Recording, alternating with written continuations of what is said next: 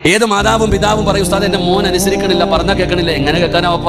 ഇവിടെ നമ്മൾ നന്നായി കഴിയുമ്പോഴാണ് നമുക്ക് നല്ല മക്കൾ ഉണ്ടാവുക. മഹാനായ ഉമർ ഇബ്നു ഖത്താബ് റളിയല്ലാഹു തആലയുടെ കാലഘട്ടത്തിൽ ഒരു വാപ്പ പറഞ്ഞാൽ അനുസരിക്കാത്ത ഒരു മകന്റെ കൈപിടിച്ചുകൊണ്ട് ഖലീഫയെ കാണാൻ വന്നു. എന്നിട്ട് പറഞ്ഞു, ഇവൻ അനുസരിക്കുന്നില്ല, ബഹുമാനിക്കുന്നില്ല, ആദരിക്കുന്നില്ല, ഇവനെ ഒന്ന് ഉപദേശിച്ച് നന്നാക്കി തരണം.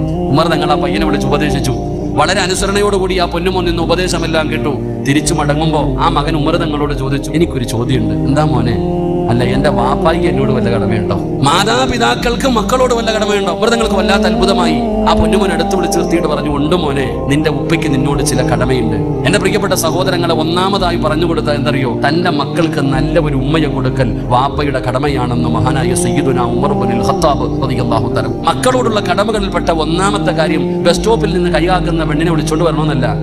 ദീനുള്ള അള്ളാഹുവിനെ ഭയന്ന് ജീവിക്കുന്ന ഒരു പെണ്ണിനെ വേണം ഉമ്മയായി മക്കൾക്ക് കൊടുക്കേണ്ടത്. ദീനുള്ളതിനെ വേണം കൊടുക്കണം, പച്ച മലയാളത്തിൽ പറഞ്ഞ. അപ്പൊ ചോദിച്ചു, നിന്റെ ഉമ്മയാരാണെന്ന്. നിന്ന് ചിരിക്കുന്നുണ്ട്. ഉമ്മയാരാ?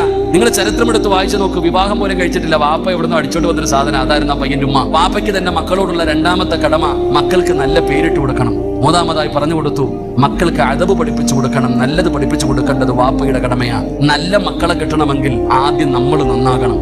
നമ്മൾ നന്നായാൽ നമുക്ക് നല്ല മക്കളെ കിട്ടും. അള്ളാഹു നമുക്ക് ഈമാൻ നൽകുമാറാകട്ടെ. അള്ളാഹു നമുക്ക് ഈമാൻ